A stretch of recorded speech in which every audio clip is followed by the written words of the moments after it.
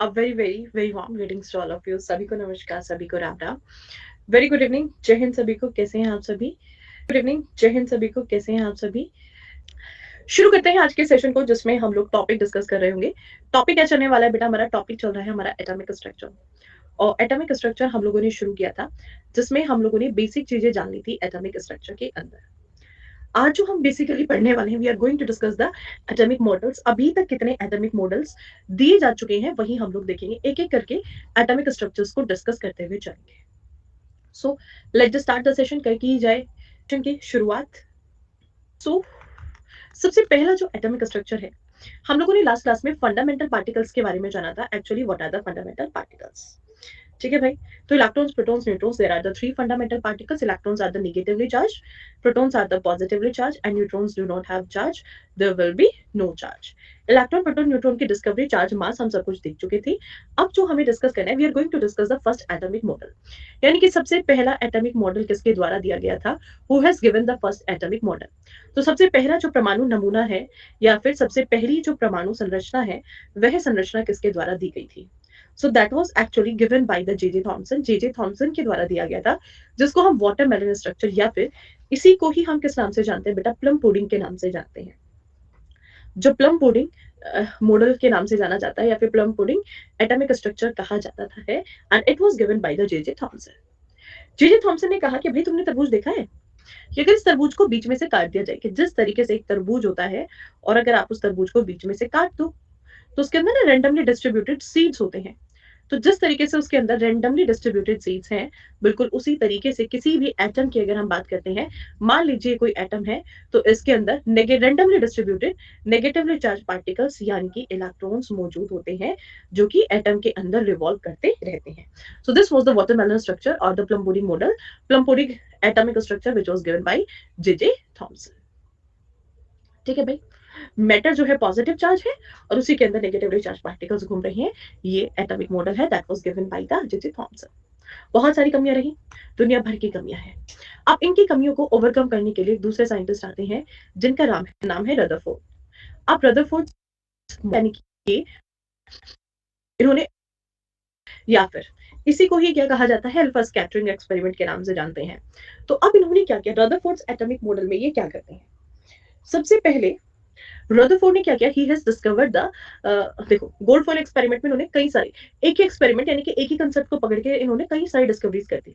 तो सबसे पहले इसी को अल्फा स्कैटरिंग रे एक्सपेरिमेंट के नाम से भी जाना जाता है। अल्फा स्कैटरिंग एक्सपेरिमेंट भी कहा जाता है, एक्सपेरिमेंट के नाम से भी हम इसको जानते हैं। अब इसमें इन्होंने क्या किया? सबसे पहले तो इन्होंने क्या किया? अल्फा पार्टिकल्स को लिया, और ये जो अल्फा पार्टिकल्स है, यानी कि अल्फा पार्टिकल्स का एग्जांपल क्या होगा? Helium ions. तो इन्होंने क्या किया? अल्फा पार्टिकल्स को लिया, और रेडियो एक्टिव एलिमेंट है अल्फा पार्टिकल्स, तो इसको लेड के बॉक्स के अंदर रख दिया। लेड के बॉक्स के अंदर उन्होंने इसको स्टोर किया। अब हल्का सा पेनिट्रेशन कराया इन्होंने किस पर? Gold foil. एक पतली सी गोल्ड की ये चादर लेते हैं इन्होंने, गोल्ड फॉइल ली।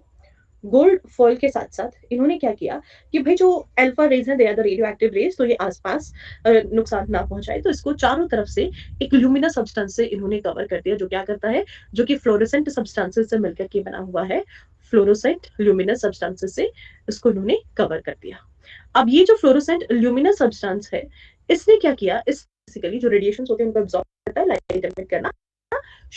तो इन्होंने देखा कि भाई, तब इन्होंने इसके ऊपर अल्फा पार्टिकल्स यानी कि इलेक्ट्रो अल्फा पार्टिकल्स की बम्बार्डिंग कराई। तो यहां से ये एक कंक्लूजन पर पहुंचे। इन्होंने कहा कि भाई इस एटम में कुछ रेज ऐसी हैं जो अगर इससे टकरा रही है, यानी इन्होंने क्या कहा कि तब अल्फा पार्टिकल्स की बम्बार्डिंग इन्होंने कराई। तो इन्होंने सीधा सीधा क्या कहा?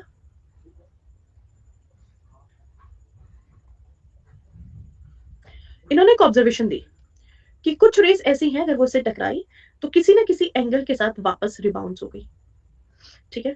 तो या फिर किसी ना किसी एंगल के किसी ना, जैसे ही वो सेंटर में एक ऐसा डेंस पार्ट उभर के आया कि अगर वो वहां पर टकरा रही थी, सेंटर में अगर एक ऐसा डेंस पार्ट, अगर कोई भी रे यहाँ पर टकरा रही है, तो वो किसी ना किसी एंगल के साथ वापस रिफ्लेक्ट कर रही थी।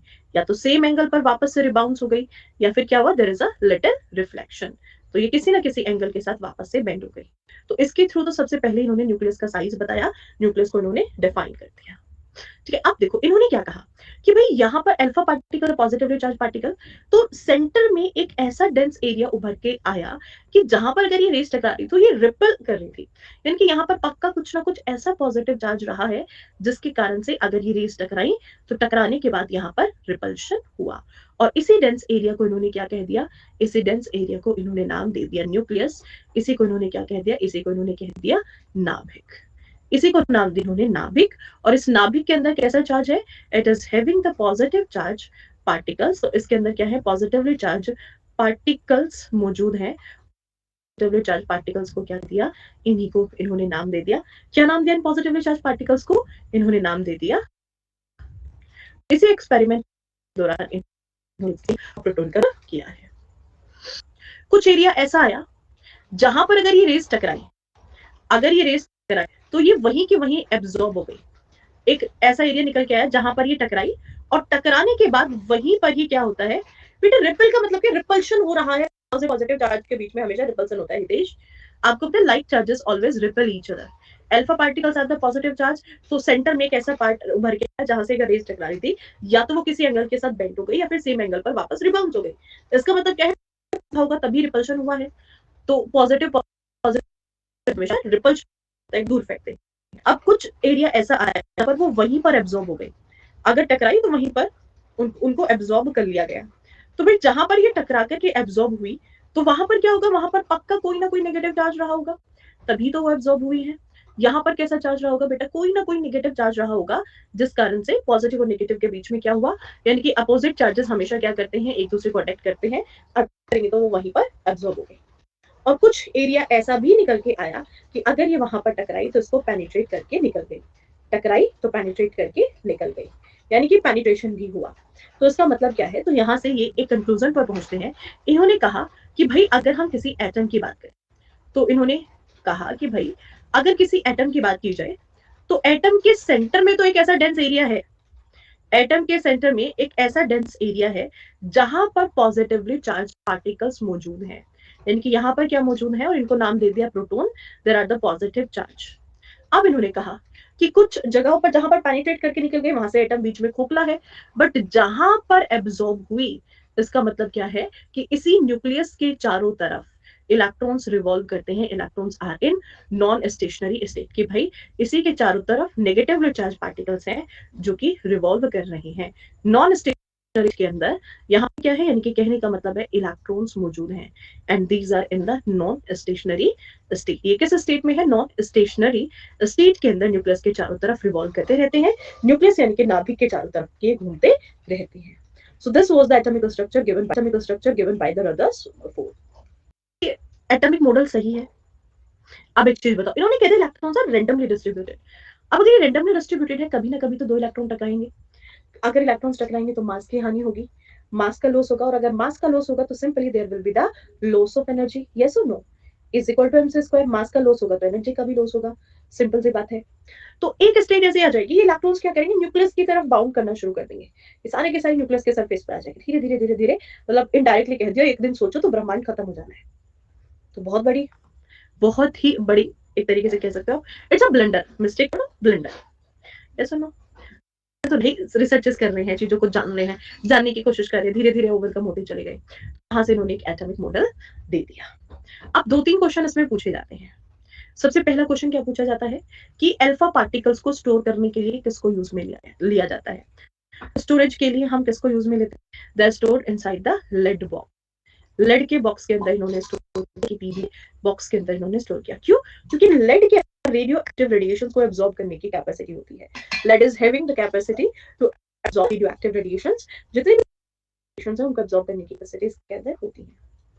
ठीक है बेटा, दूसरा पॉइंट ध्यान रखना है। यहाँ से पूछा जाता है कि इस एक्सपेरिमेंट के अंदर गोल्ड को ही क्यों इस्तेमाल किया गया, गोल्ड फॉइल क्यों इस्तेमाल की गई।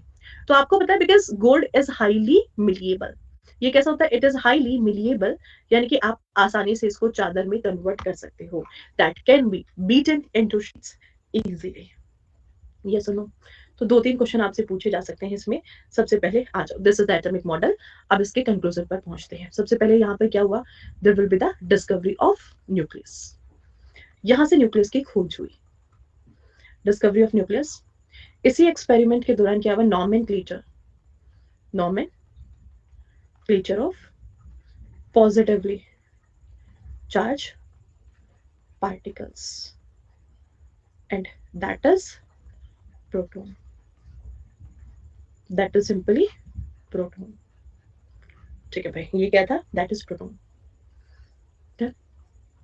Now, इसके बाद अगर हम बात करते हैं nomenclature of positively charged particles and that is actually proton. तो ये क्या है? ये थे proton.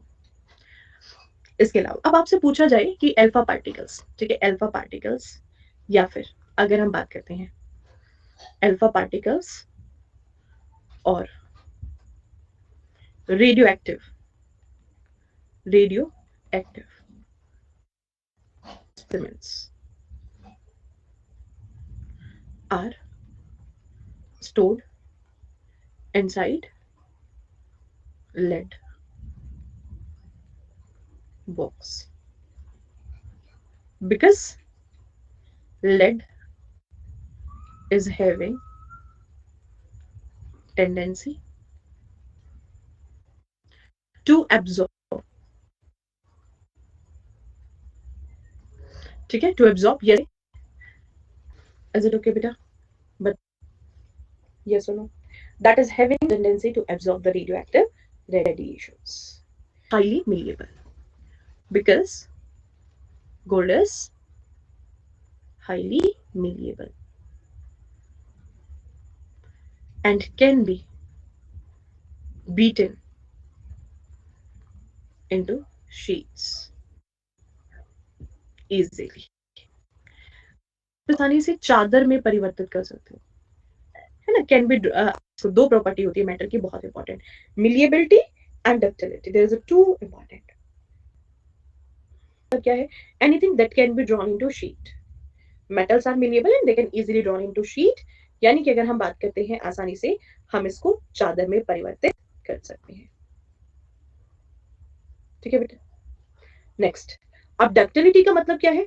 Anything that can be drawn into wire, that can be drawn into wire, यानी कि जिसको आप आसानी से वायर में कन्वर्ट कर सकते हो, जिसको आप आसानी से तार में परिवर्तित कर सकते हो. Anything that can be drawn into wire. ठीक है बेटा, दैट इज डक्टिलिटी. और मिलिएबिलिटी की अगर हम बात करते हैं, आप अगर किसी चीज को आसानी से चादर में कन्वर्ट कर सकते हो. अगर इलेक्ट्रॉन्स रैंडम या डिस्ट्रीब्यूट करें तो धीरे धीरे कहाँ आ जाएंगे? न्यूक्लियस की दीवार पर आकर के चिपक जाएंगे और धीरे धीरे ब्रह्मांड का अस्तित्व खत्म हो जाएगा. So that can not be possible. फिर यहाँ पर बैलेंस ही नहीं रहेगा पॉसिबल, नेगेटिव चार्ज. यानी कि इनके बीच के जो इलेक्ट्रोस्टैटिक जो न्यूक्लियर फोर्सेस काम कर रहे हैं वो सब खत्म. ठीक है. अब देखो, यहां से हमें न्यूक्लियस की हमने डिस्कवरी कर ली एटम. तो एक क्वेश्चन यहां से बहुत इंपॉर्टेंट है. एटॉमिक साइज की अगर हम बात करते हैं, एटॉमिक साइज, ठीक है बेटा. और अगर आपसे पूछा जाए nuclear size, Shubham I will clear you in the last. ठीक है बेटा, न्यूक्लियर साइज का मतलब क्या है बेटा? जैसे आपसे पूछा जाए साइज ऑफ न्यूक्लियस, इन सभी को किस यूनिट में डिफाइन किया जाता है? They are basically defined in the, किस यूनिट में डिफाइन किया जाता है? So you know that there is a scientist, जो साइंटिस्ट है बेटा शुभम, आप बाकी स्टूडेंट से पूछ सकते हो, वो और भी बेटर तरीके से आपको बता देंगे, क्योंकि वो पूरा दिन सारी क्लासेस लेते हैं, तो आपको और ज्यादा बेटर तरीके से समझा देंगे. आपको कोई भी अगर प्रॉब्लम आ रही है आपको, तो आप कमेंट सेक्शन में लिख दीजिए, बच्चे आपको बता देंगे, वो रिप्लाई कर देंगे आपको. एटॉमिक साइज, न्यूक्लियर साइज और पूछा जाए, so these are basically measured in unit दी थी, उसको नाम ही दे दिया गया फर्मी.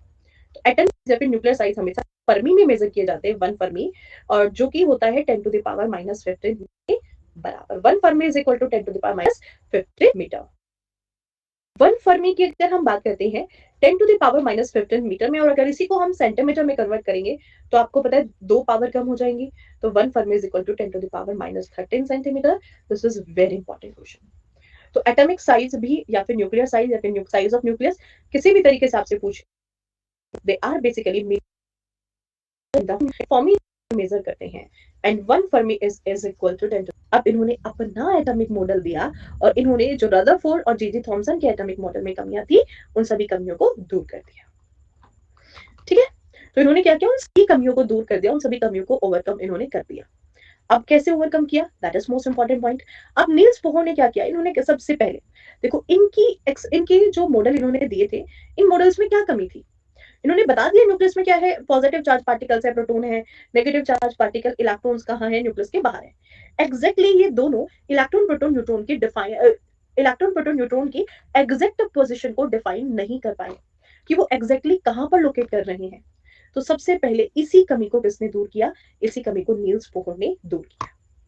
ठीक है, तो इन्होंने सबसे पहले किया, first he defines the actual position of electrons, protons and neutrons। इन्होंने इलेक्ट्रॉन प्रोटॉन न्यूट्रॉन की एक्चुअल पोजीशन को डिफाइन कर दिया।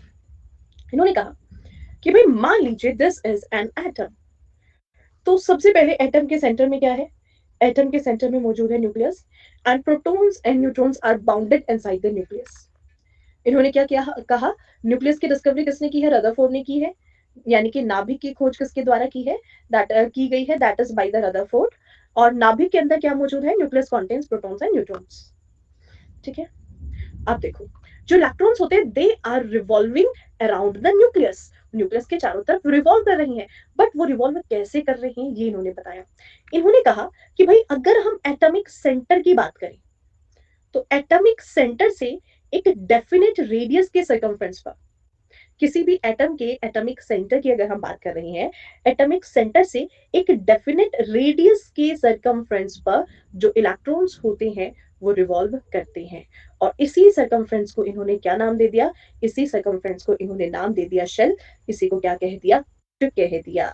इसी को हम क्या कहते हैं, that is also called as the orbit. यानी कि इन्होंने क्या कहा कि न्यूक्लियस के चारों तरफ जो इलेक्ट्रॉन्स हैं वो एक डेफिनेट रेडियस के सर्कमफ्रेंस पर उसके चारों तरफ घूमते रहेंगे, रिवॉल्व करते रहेंगे। यानी कि एक निश्चित त्रिज्या के परिपथ पर, एक डेफिनेट रेडियस है, निश्चित त्रिज्या है, इसी के परिपथ पर वो केंद्र सॉरी नाभिक के चारों तरफ घूमते रहते हैं, इसके चारों तरफ वो रिवॉल्व करते रहेंगे नॉन स्टेशनरी स्टेट में। ठीक है, अब देखिए जैसे ये सेंटर में क्या है, न्यूक्लियस है, न्यूक्लियस के चारों तरफ इलेक्ट्रॉन जो है एक अपनी पर्टिकुलर ऑर्बिट में मूव कर रहे हैं। These are called as the orbits. इनको कहते हैं, इनको हम ऑर्बिट्स कहते हैं, कक्ष कहते हैं या फिर शेल कहते हैं। तो सबसे पहला काम इन्होंने यही किया कि इन्होंने इलेक्ट्रॉन और प्रोटॉन की एक्चुअल पोजीशन को डिफाइन कर दिया, इलेक्ट्रॉन प्रोटॉन न्यूट्रॉन। और इन्होंने कहा proton and neutrons are bounded inside the nucleus but electrons are actually revolving around the nucleus in their particular orbit और इन देयर पर्टिकुलर शेल। ठीक है, डिफरेंट डिफरेंट एनर्जी लेवल्स हैं जिन पर कोई भी इलेक्ट्रॉन रिवॉल्व करता है, वो अपनी एनर्जी लेवल पे, वो अपनी एनर्जी स्टेट में न्यूक्लियस के चारों तरफ रिवॉल्व करता है, स्टेट में न्यूक्लियस के चारों तरफ रिवॉल्व करता रहेगा। इन्होंने कहा कि भाई अगर हम किसी भी एटम की बात करें, एवरी एटम इज, अगर हम एटम इज इलेक्ट्रिकली न्यूट्रल। इन्होंने कुछ पोस्टुलेट दिए, उन्होंने कहा every atom is electrically neutral. इन्होंने कह दिया कि हर एक तत्व जो है वो इलेक्ट्रिकली न्यूट्रल है, यानी कि विद्युत रूप से वो उदासीन है। प्रत्येक तत्व, इन्होंने कहा प्रत्येक तत्व विद्युत रूप से, विद्युत रूप से, प्रत्येक तत्व विद्युत रूप से उदासीन है। ठीक है बेटा, अब इसका मतलब क्या है, इन्होंने देखो every atom is electrically neutral, it simply means अगर हम किसी एटम की बात करें तो बेटा किसी भी एटम के सेंटर में जितना पॉजिटिव चार्ज है, यानी कि किसी भी एटम के सेंटर में जितना पॉजिटिव चार्ज किसी भी एटम के सेंटर में है उतना ही नेगेटिव चार्ज किसी भी एटम की शेल में है या फिर किसी भी एटम की ऑर्बिट में है। ठीक है बेटा, और each and every atom is electrically neutral. इसका मतलब क्या है कि भाई किसी भी एटम में जितना पॉजिटिव चार्ज है उतना ही नेगेटिव चार्ज है, जितना उसके अंदर नंबर, किसी भी एटम के अंदर इलेक्ट्रॉन्स होते हैं, जितना पॉजिटिव चार्ज उतना जितने number of he number of electron. That's why any atom can be, यानी कि जो विद्युत रूप से उदासीन होगा, जो इलेक्ट्रिकली न्यूट्रल होगा। Is it okay? So atom is electrically neutral, यानी जितने नंबर ऑफ इलेक्ट्रॉन्स हैं उतने ही नंबर ऑफ प्रोटॉन होंगे, जितना पॉजिटिव चार्ज किसी भी एटम में उतना ही negative charge.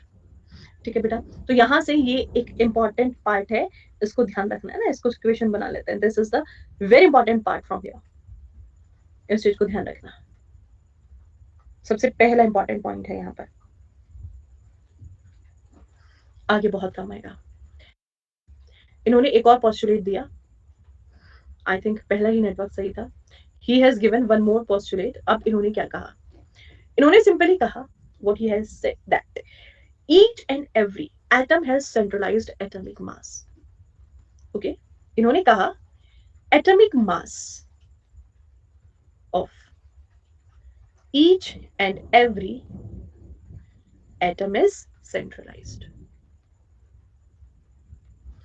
Atomic mass of each and every atom is centralized. ठीक है, यानी कि प्रत्येक तत्व का परमाणु द्रव्यमान केंद्र की तरफ केंद्रित है. ठीक है, प्रत्येक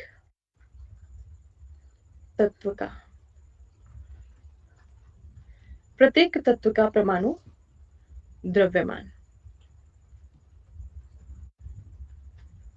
केंद्र में केंद्रित है.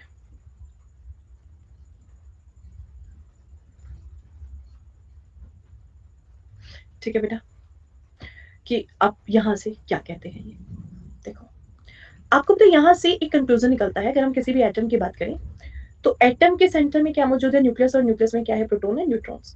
And electrons are in the orbit in the shells. तो तब हम किसी भी एटम के एटॉमिक मास को फाइंड करते हैं तो atomic mass is equal to number of proton plus neutron. Centre में क्या है? प्रोटॉन है, न्यूट्रॉन है, electrons are the shell. Electrons पर हमने मास जरूर पढ़ा था 9.11 into 10 to the power -31 kilograms, but it is negligible for us. इसको हम नेग्लेक्ट करके चलते हैं. ये हमारे लिए शून्य के बराबर है, नगाड़े के बराबर है. ये हमारे लिए जीरो है, शून्य है. इसको दिस इज नेग्लिजिबल. हम तब कभी भी किसी भी एटम के एटॉमिक मास को फाइंड करते हैं so we only count the number of proton plus number of neutron. हम सिर्फ किसी भी एटम में जितने प्रोटॉन है जितने न्यूट्रॉन है उन्हीं के सम से ये पता लगा लेते हैं कि भाई इसका एटॉमिक मास कितना होगा. ठीक है बेटा, तो एटॉमिक मास आप कैसे डिफाइन कर सकते हो? Number of proton plus number of neutron से. So the second important equation, या दूसरा सबसे important point, second important conclusion. अब देखो, जैसे फॉर एग्जांपल तब हम मॉडर्न पीरियोडिक टेबल में देखते हैं तो मान लीजिए कोई एलिमेंट है X Y Z. There is element. आपने दो न्यूमेरिकल वैल्यू लिखी हुई देखी है.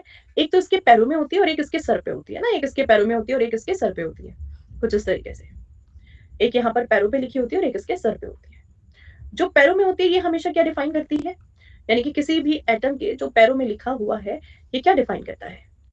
So it always defines the atomic number. ये हमेशा एटॉमिक नंबर यानी कि परमाणु क्रमांक के बारे में बताता है. परमाणु क्रमांक को ये दर्शाता है. और इसके सर के ऊपर जो लिखा हुआ है इसको क्या कहा जाता है? That always defines the atomic mass. ये एटॉमिक मास को डिफाइन करता है, यानी किसी भी तत्व के परमाणु द्रव्यमान को दर्शाता है. परमाणु द्रव्यमान को ये दर्शाएगा, ये एटॉमिक मास को यहाँ पर डिफाइन करता है. ठीक है बेटा, अब देखो तब हम एटॉमिक नंबर की बात करते हैं तो atomic number is the number of proton. Number of a proton present inside in any atom. किसी भी एटम के अंदर प्रोटॉन की जितनी संख्या है उतना ही उसका परमाणु क्रमांक होता है. So number of protons defines the atomic number. तो तब हम एटॉमिक नंबर डिफाइन करते हैं जैसे कि भाई फॉर एग्जांपल कार्बन का एटॉमिक नंबर 6 का मतलब कार्बन के अंदर प्रोटॉन की संख्या कितनी है? 6 है. ठीक है बेटा, so atomic number is equal to proton. ठीक है बेटा, दूसरा, किसी भी एटम में हमने क्या कहा? जितने प्रोटॉन होते हैं उतने ही इलेक्ट्रॉन्स होते हैं. हमने कहा था ना that each and every atom is electrically neutral. Electrically neutral है तो जितने प्रोटॉन है उतने ही क्या होते हैं? उतने ही किसी भी एटम के अंदर इलेक्ट्रॉन्स होते हैं. और एटॉमिक मास को तब हम डिफाइन करेंगे, atomic mass is number of proton plus number of neutron. और अगर हमें एटॉमिक मास को डिफाइन करना हो that is number of proton plus number of neutron. ठीक है बेटा, बताइए समझ आए? क्वेश्चंस कैसे पूछेगा? क्वेश्चन पूछेगा आपसे, मान लीजिए आपको कहा कि भाई ये बताओ सोडियम के अंदर नंबर ऑफ इलेक्ट्रॉन्स, प्रोटॉन्स और न्यूट्रॉन्स कितने होते हैं? How many electrons, protons and neutrons are present inside sodium? Al3 positive, O2 negative. बताइए बेटा, इनके अंदर number of electron, proton, neutrons कितने होते हैं? तीनों चीजें आपको बता दी हैं. ठीक है, कि भाई एटॉमिक नंबर क्या डिफाइन करता है? प्रोटॉन्स बताता है. Proton plus neutron is atomic mass. तो इजीली आप बता सकते हो किसी भी एटम में जितने प्रोटॉन उतने ही इलेक्ट्रॉन्स. सोडियम की अगर हम बात करते हैं, सबसे पहले सोडियम पे आ जाओ. कितने number of protons and electrons? Sodium का एटॉमिक नंबर 11, तो प्रोटॉन कितने 11, 11 प्रोटॉन तो 11 ही इलेक्ट्रॉन। अब आपको पता है, देखो यहां से एक चीज ध्यान रखिएगा बेटा, किसी भी एटम का अगर आपको एटॉमिक नंबर गिवन है तो आप यहां से उसके एटॉमिक मास को फाइंड कर सकते हैं। अगर आपको एटॉमिक मास नहीं पता, कैसे फाइंड करोगे? तो इसके लिए ना एक शॉर्ट ट्रिक है। अगर किसी भी एटम का एटॉमिक नंबर ओड है या तो इवन है, अगर किसी भी एटम का एटॉमिक नंबर इवन है तो ऐसी सिचुएशन में तब आपको किसी भी एटम का एटॉमिक मास फाइंड करना हो तो नंबर ऑफ प्रोटॉन इनटू 2 होता है। और अगर किसी एटम का एटॉमिक नंबर ओड है तो और उस एटम का आपको एटॉमिक मास फाइंड करना हो, that is number of proton into 2 + 1। Number of proton into 2 + 1। Example, for example, जैसे मान लीजिए कार्बन का एटॉमिक नंबर 6 इवन है, तो इसका जो एटॉमिक मास है वो कितना हो जाएगा? Number of proton into 2। इसका मतलब क्या है? 6 × 2, तो एटॉमिक मास हो गया 12। ठीक है बेटा। सोडियम का एटॉमिक मास, एटॉमिक नंबर 11 है, ऑड है। ऑड का मतलब क्या है? प्रोटॉन इनटू 2 + 1, यानी कि 11 × 2 + 1। इसका मतलब क्या है? इसका एटॉमिक मास ना होगा 23 होगा। समझे बेटा बात को? तो अगर आपको किसी भी एटम में प्रोटॉन, न्यूट्रॉन, इलेक्ट्रॉन पता है, आप उसका एटॉमिक मास भी डिफाइन कर सकते हो। कुछ भी आपसे पूछे तो आप इजीली डिफाइन कर सकते हो। अब आइए वापस, तब हमने इलेक्ट्रॉन, प्रोटॉन, न्यूट्रॉन को डिफाइन किया। तो सोडियम के अंदर प्रोटॉन 11 है, इलेक्ट्रॉन 11 है, न्यूट्रॉन कितने होंगे? एटॉमिक मास हमें पता है 23 है, 11 × 2 + 1, हाँ या ना? तो कितना हो गया? 23। अब 23 एटॉमिक आपको न्यूट्रॉन बताना है, तो 23 में से 11 को मास माइनस कर दो, तो न्यूट्रॉन कितने आ गए? 12 आ गए कि नहीं आ गए? देखो सोडियम की अगर मैं बात करूं तो सोडियम में आपको पता है कि प्रोटॉन कितने हैं? 11 है, इलेक्ट्रॉन कितने हैं? 11 है। अब you have to define the neutrons. आपको पता है atomic mass is equal to number of proton plus number of neutron. Atomic mass हमें पता है 23 है, एटॉमिक मास हमने निकाली ना 23, एटॉमिक नंबर 11 है, तो 23 इज इक्वल टू 11 + n। तो n क्या आ जाएगा? 23 - 11, n विल बी 12। तो यानी कि नंबर ऑफ न्यूट्रॉन्स कितने हो जाएंगे आपके? 12 हो जाएंगे। Number of neutrons will be 12। बताइए बेटा, समझ आई बात कि नहीं? इलेक्ट्रॉन, प्रोटॉन, न्यूट्रॉन में, हाँ या ना? क्लियर है? Next, Al3 positive. अब इसमें नंबर ऑफ प्रोटॉन, न्यूट्रॉन और इलेक्ट्रॉन बताइए। चलिए, Al3 पॉजिटिव में कितने इलेक्ट्रॉन्स होंगे, कितने प्रोटॉन्स होंगे, कितने न्यूट्रॉन्स होंगे?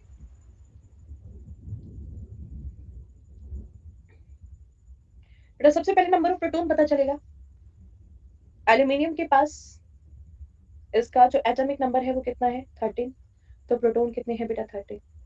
3 पॉजिटिव का मतलब है 3 को डोनेट कर दिया, 3 इलेक्ट्रॉन को डोनेट कर दिया, तो इलेक्ट्रॉन कितने बचे? 10 बचे। और न्यूट्रॉन्स कितने होंगे?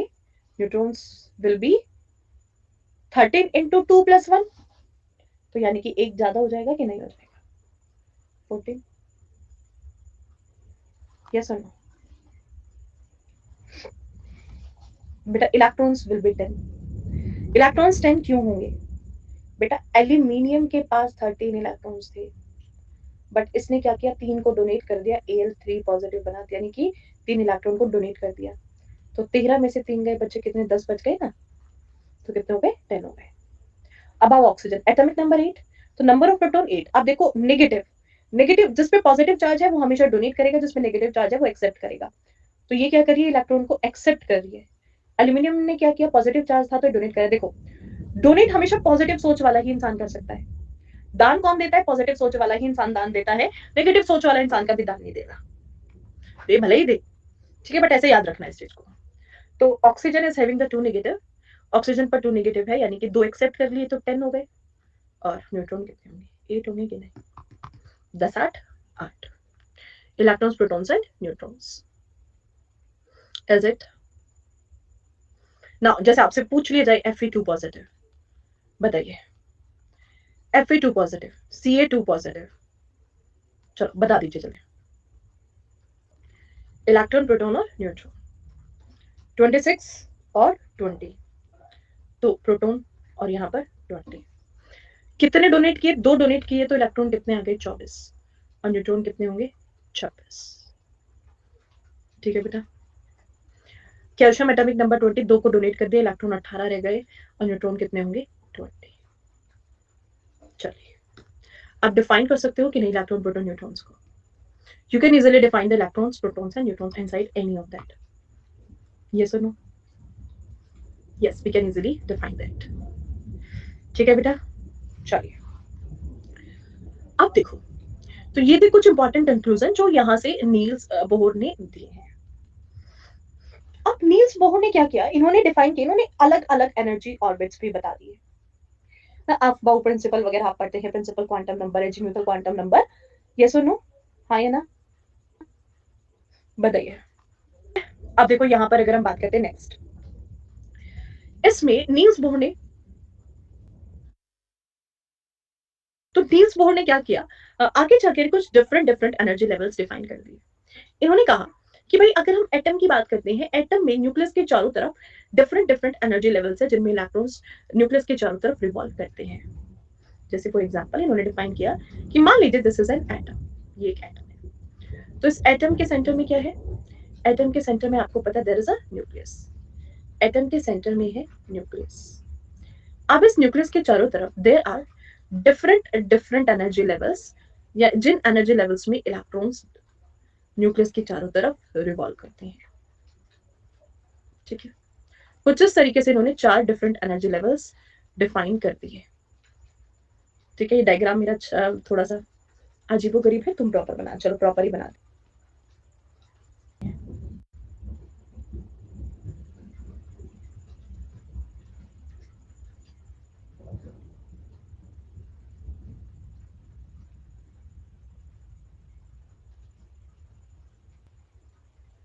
The different energy levels.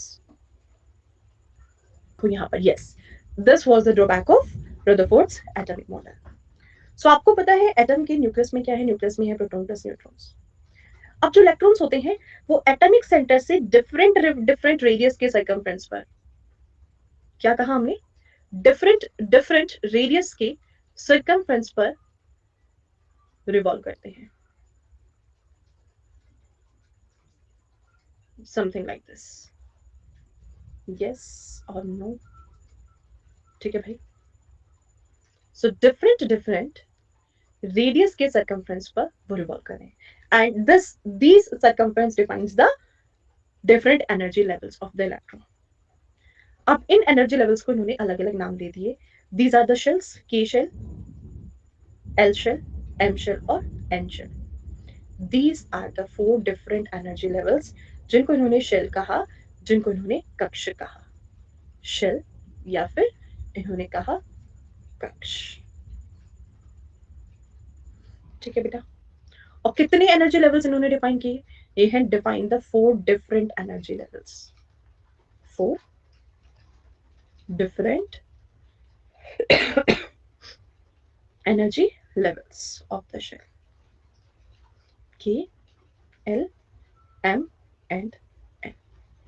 ठीक है, ये जो है बेटा पहले नंबर की शेल। अब देखो इन शेल के अंदर कितने इलेक्ट्रॉन्स रिवॉल्व करते हैं, अब वो कैसे डिफाइन किया है, मैक्सिमम नंबर ऑफ इलेक्ट्रॉन्स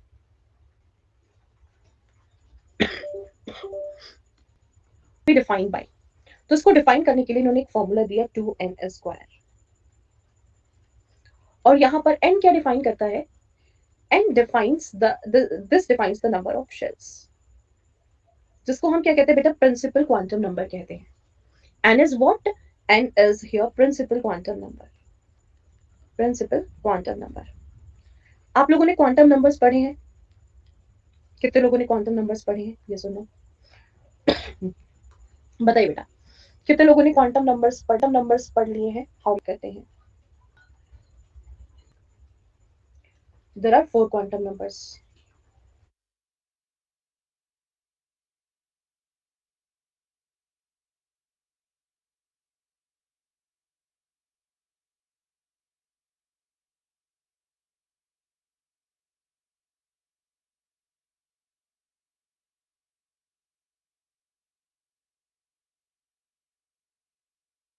बेटा there are the 4 quantum numbers, one is principal quantum number,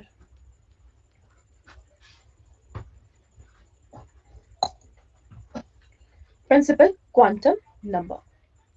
ठीक है बेटा, second is azimuthal quantum, third one is spin quantum number, spin quantum number, and fourth one is magnetic quantum.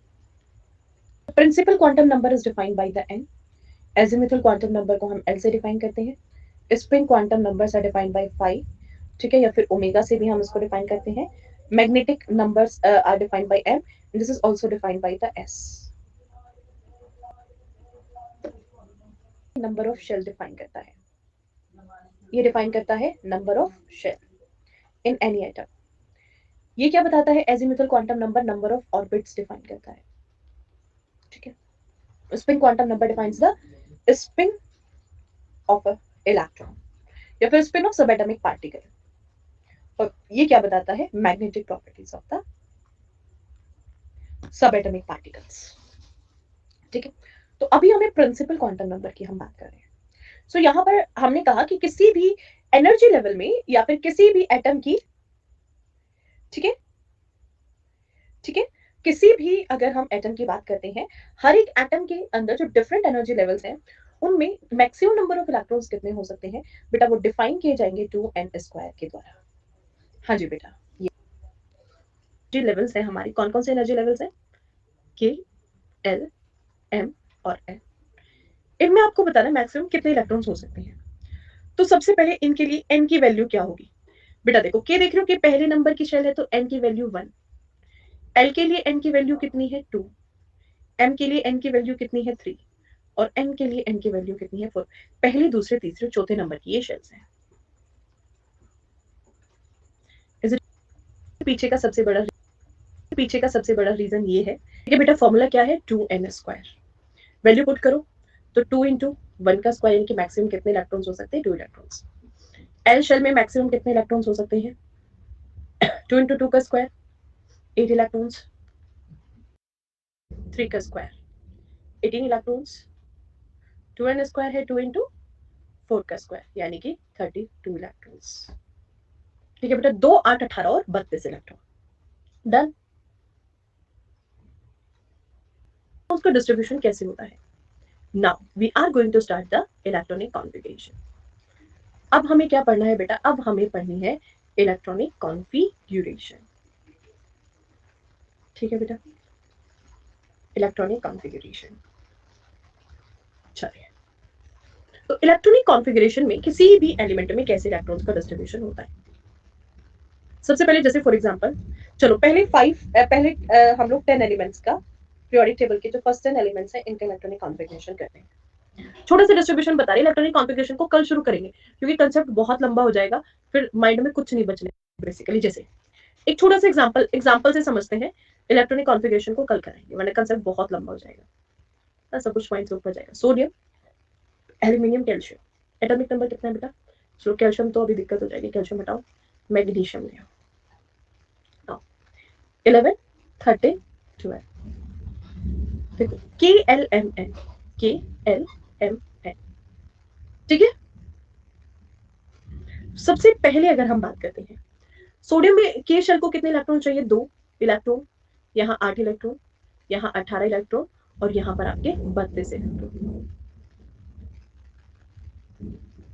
ठीक है बेटा, अब sodium की अगर हम बात करते हैं तो सोडियम को सबसे पहले 11 इलेक्ट्रॉन, ये के शेल को 2 इलेक्ट्रॉन्स दिए, बचे कितने? 8 और 1, 2, 8. एल्यूमिनियम की इलेक्ट्रॉनिक कॉन्फ़िगरेशन बेटा 2, 8, 3. मैग्नीशियम की 2, 8, 2. तो मैक्सिमम कोई भी शेल कितने इलेक्ट्रॉन्स ले सकती है उसके अकॉर्डिंग हम इलेक्ट्रॉन की फिलिंग करते हुए चलेंगे. के शेल में 2 इलेक्ट्रॉन गए, एल शेल में 8 गए और एम में कितने गए? 1 गए. सिमिलरली एल्यूमिनियम का, मैग्नीशियम का. तो कुछ इस तरीके से हमारे इलेक्ट्रॉन्स के डिस्ट्रीब्यूशन हो जाता है एटम के अंदर. 10 एलिमेंट्स की अगर हम इलेक्ट्रॉनिक कॉन्फ़िगरेशन करें, फर्स्ट 10 एलिमेंट्स की अगर हम इलेक्ट्रॉनिक कॉन्फ़िगरेशन करते हैं तो क्या होगी? एलिमेंट्स बताइए. Hydrogen, helium, lithium, beryllium, boron, carbon, nitrogen, oxygen, fluorine और नियॉन. Atomic number 1, 2, 3, 4, 5, 6, 7, 8, 9, 10. बिल्कुल सिंपल है. 1, 2, 1, 2, सॉरी हीलियम की तो 2 हो जाएगी, लिथियम 2 1, बेरिलियम 2 2, 2 3, कार्बन बेटा 2 4, नियॉन 2 5, ऑक्सीजन 2 6, फ्लोरीन 2 7 और नियॉन की कितनी है 2 8। ठीक है, this is the electronic configuration. सबसे पहले इनमें स्टेबल कौन है? तो अगर मैं हीलियम की बात करूं, स्टेबल कौन है सबसे पहले? अगर मैं हीलियम की बात करूं और नियॉन, यस और no? These are completely stable. ये कंप्लीटली स्टेबल है, नोबल गैसेस है, इनके आउटर मोस्ट शेल जो है वो कंप्लीटली फिल्ड है। ठीक है बेटा, अब देखो, तब हम इनकी इलेक्ट्रॉनिक कॉन्फ़िगरेशन देख रहे हैं ना, तो यहां से 2 कांसेप्ट और साथ साथ पढ़ लेना है। सबसे पहले एक तो आपसे पूछता है वैलेंस इलेक्ट्रॉन, आपसे क्या पूछेगा? Number of valence electron. और दूसरा कांसेप्ट आपसे क्या पूछता है बेटा? वैलेंसी। वैलेंस इलेक्ट्रॉन का मतलब क्या है? संयोजी इलेक्ट्रॉन। बेटा बातें नहीं। और वैलेंसी का मतलब क्या है? संयोजकता। संयोजकता। अब सबसे पहले what are the valence electrons? आपसे डेफिनेशन भी यहां से पूछ लेता है, वैलेंस इलेक्ट्रॉन्स क्या होते हैं। वैलेंस इलेक्ट्रॉन्स की अगर हम बात करें, how can you define the valence electron? Is it okay? Valence electrons, brewers, hers 2.0 की आईडी पे डीएम करो भाई, को शेयर कर दूंगा। ओके देखो बेटा, वैलेंस इलेक्ट्रॉन क्या होता है? Maximum number of electrons in any outermost shell. In the outermost shell, आप सीधा कह सकते हो in any नहीं, electrons in the outermost shell, outermost shell of any atom. ठीक है बेटा, maximum number of electrons in the outermost shell of any atom. किसी भी एटम की सबसे बाहरी कक्षा के अंदर जो मौजूद इलेक्ट्रॉन होते हैं वही संयोजी इलेक्ट्रॉन कहलाते हैं, वही क्या कहलाते हैं? आपके वैलेंस इलेक्ट्रॉन कहलाते हैं। अब देखो यहाँ पर हाइड्रोजन में वैलेंस इलेक्ट्रॉन कितने हैं? 1, यस और नो? हाइड्रोजन के वैलेंस इलेक्ट्रॉन कितने हैं? 1। हीलियम में कितने हैं? 2, 1 2 3 4 5 6 7 और 8। आपसे एक और क्वेश्चन पूछा जा सकता है, मैक्सिमम वैलेंस इलेक्ट्रॉन कितने हो सकते हैं? Maximum number of valence electron can be 8। तो अधिकतम संयोजी इलेक्ट्रॉन की संख्या कितनी हो सकती है? 8 हो सकती है। Maximum valence electron can be 8। ठीक है बेटा, 8 से कम, 8 से ज्यादा नहीं हो सकते हैं, 1 से 8 के बीच में होंगे। 0 भी नहीं होंगे, 1 से 8 के बीच में होंगे। ठीक है, अब आ जाते हैं वैलेंसी। Next is valency. अब वैलेंसी क्या होती है? Maximum number of shared electrons, that is valency. अब यहां से एक और टर्म डिफाइन करनी है, that is actually the valency. Valency का मतलब क्या है बेटा? संयोजकता। संयोजकता। अब संयोजकता क्या है? Maximum number of shared electrons, maximum number of shared electrons, maximum कितने इलेक्ट्रॉन्स की साझेदारी की जा सकती है, that is actually the valency. अब देखो, हीलियम की, हाइड्रोजन की सबसे आउटर मोशन में एक इलेक्ट्रॉन, एक की जरूरत है, तो एक ही तो इलेक्ट्रॉन की शेयरिंग करेगा, तब एक इलेक्ट्रॉन है, तो इसकी वैलेंसी कितनी हो सकती है? It's valency can be 1। देखो, हीलियम की आउटर मोशन कंप्लीटली फिल्ड है, तो कितने इलेक्ट्रॉन्स की शेयरिंग करेगा? ये 0 इलेक्ट्रॉन की sharing, there will be no sharing of the electron, तो यहाँ पर किसी भी तरीके से इलेक्ट्रॉन की शेयरिंग नहीं करेगा, इसकी वैलेंसी होगी 0। लिथियम 1 2, ये 3 इलेक्ट्रॉन्स को शेयर कर सकता है, it can share maximum the 4 electrons. अब तब हम 5 की बात करते हैं, तो ध्यान रखिएगा, वैलेंसी मैक्सिमम कितनी हो सकती है? That can B 4।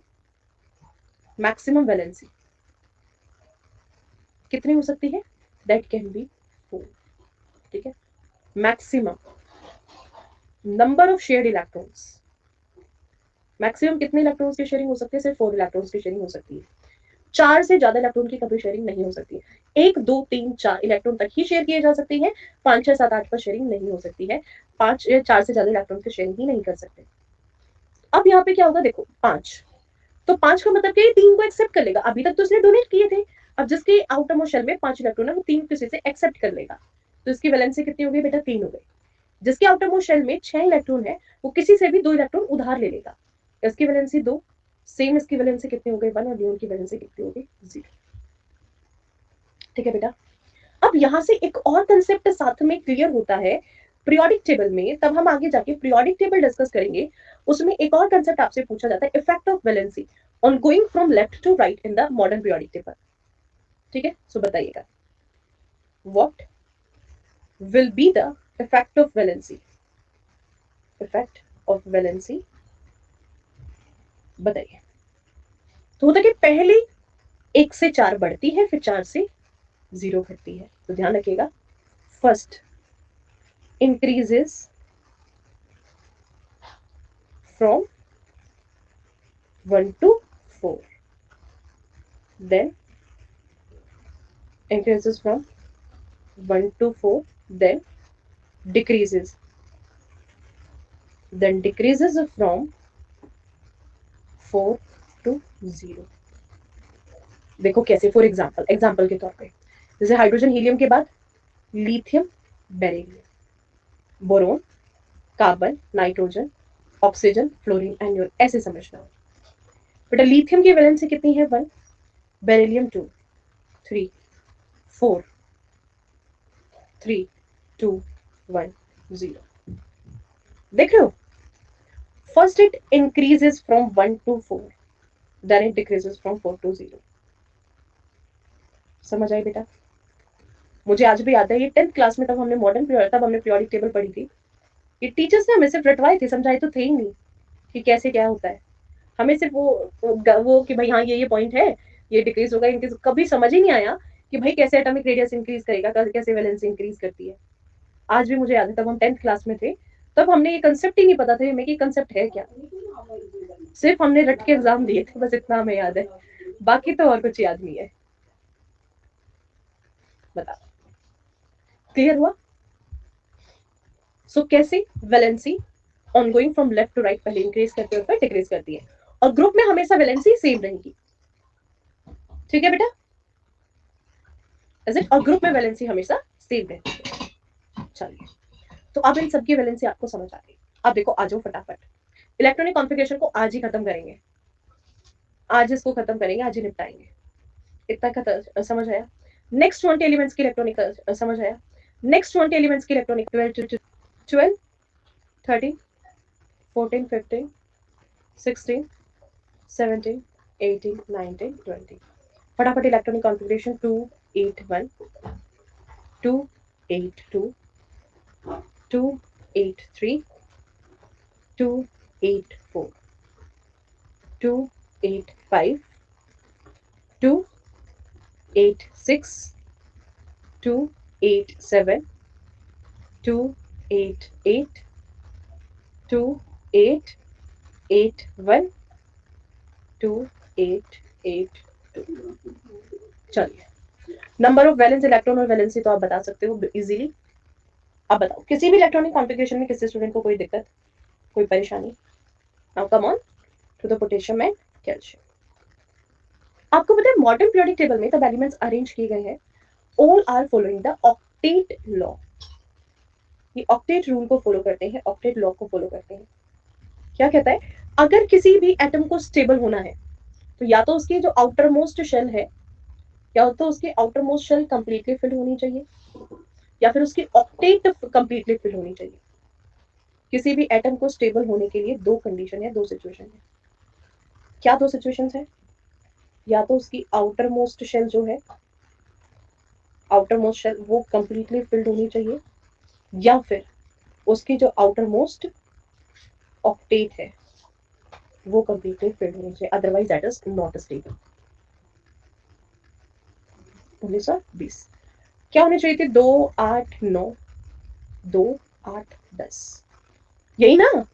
क्योंकि के शेल मैक्सिमम 2 इलेक्ट्रॉन ले सकता है, एल शेल मैक्सिमम 8 इलेक्ट्रॉन ले सकता है, और एम शेल मैक्सिमम 18 इलेक्ट्रॉन ले सकता है बेटा। हाँ है ना बेटा? ऑक्टेट का मतलब क्या होता है? ऑक्टेट का मतलब होता है 8। Group of 8 electron is called as octet. Group of 8 electron is called as octet. ठीक है, अब देखो, अगर इसकी आउटर मोस्ट शेल में 9 इलेक्ट्रॉन दे दिया जाए, किसी भी एटम को स्टेबल होने के लिए तो आउटर मोस्ट शेल फिल्ड होनी चाहिए। एम में कितने 18 इलेक्ट्रॉन, यानी कितने इलेक्ट्रॉन्स की जरूरत है इसको बताना, कितने इलेक्ट्रॉन बेटा, 9 इलेक्ट्रॉन की रिक्वायरमेंट है कि नहीं है, कंप्लीटली रिक्वायरमेंट है। तो अब बताओ maximum number of shared electron, maximum कितने इलेक्ट्रॉन्स की शेयरिंग हो सकती है। अब इसको दो चीजें हैं इसके पास, या तो आउटर मोस्ट शेल को कंप्लीटली फिल कर ले, आउटर मोस्ट ऑक्टेट को। मैक्सिमम इलेक्ट्रॉन शेयर्ड सिर्फ 4 ही हो सकते हैं, तो क्या इसको कोई 9 इलेक्ट्रॉन दे देगा? 9 इलेक्ट्रॉन की तो शेयरिंग पॉसिबल ही नहीं है, 9 इलेक्ट्रॉन तो कोई भी नहीं देगा।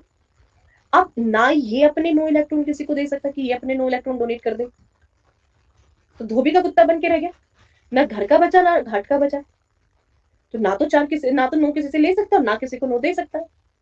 तो अब इसने क्या किया, भाई ये रूल तो खत्म हुआ, शेल तो मैं फुलफिल ही नहीं कर सकता, घुटने टेक दिए इसने, देखा कोई बात नहीं मैं ऑक्टेट रूल को फॉलो कर लेता। तो अब इसने क्या किया, इसने बेचारे ने अपनी सबसे पहले आउटर मोस्ट ऑक्टेट फिल्ड की, 9 इलेक्ट्रॉन थे इसके पास, तो 8 इलेक्ट्रॉन सीधे इसने अपने आउटर मोस्ट ऑक्टेट को दे दिए। कितने बचे, 1 इलेक्ट्रॉन बचा एक आउटर मोस्ट शेल को, इस 1 इलेक्ट्रॉन को डोनेट कर लेगा और के पॉजिटिव बना लेगा। स्टेबल होने के लिए 1 इलेक्ट्रॉन को डोनेट कर लेगा और के पॉजिटिव बना लेगा, समझे बात। सेम कंडीशन है कैल्शियम के साथ, 10 इलेक्ट्रॉन 8 इलेक्ट्रॉन की रिक्वायरमेंट, या तो 8 ले या 10 दे दे, ना तो कोई 8 देगा और ना 10 कोई लेगा, शेयरिंग पॉसिबल नहीं है ना, औकात तो है नहीं, कौन 8 इलेक्ट्रॉन इसको दे देगा, नहीं देगा। तो ऐसे सिचुएशन में इसके पास भी क्या केस बचा, भैया मैं भी ऑक्टेट को ही फॉलो कर लेता हूँ। तो इसने भी क्या किया, ऑक्टेट रूल को फॉलो किया, सबसे पहले अपने आफ्टर मोस्ट ऑक्टेट को 8 इलेक्ट्रॉन दिए, अब जितने बचे वो सबसे बाहरी शेल में डाल दो, 2 इलेक्ट्रॉन बचे वो आउटर मोस्ट शेल में, 2 को डोनेट करेगा और Ca2 पॉजिटिव बना लेगा और स्टेबल हो जाएगा। समझे बात को, यस और नो, इज इट क्लियर। तो कुछ इस तरीके से। अब rest of the part we will be discussing tomorrow, ठीक है।